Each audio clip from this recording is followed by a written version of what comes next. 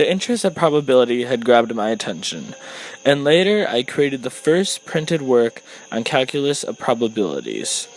I later observed the Orion Nebula and separated it into regions and named the brightest area after myself. Astronomy always required great timekeeping, which is why I created the first pendulum clock. After, I was gladly elected to the Royal Society of London in 1663.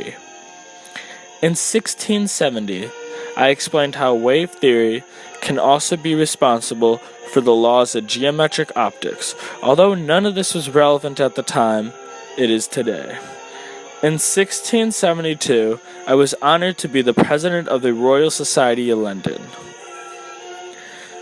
A year later, I published my book on physics, which I was very ecstatic about.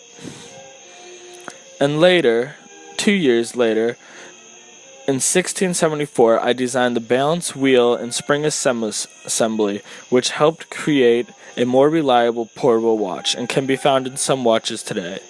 My father sadly died in 1687, but on the bright side, the mansion, the Hofwich, was now finally mine, which I later made my home.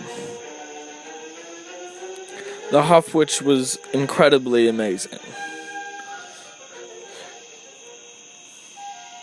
In 1689, I went to England, where I met my good friend Newton.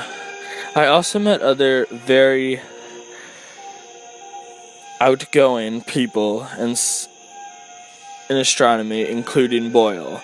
They were also from the Royal Society. In coming towards my death, I composed many papers on extraterrestrial life, which were later published after my death. In the end, we all must die, and that is what I did indeed.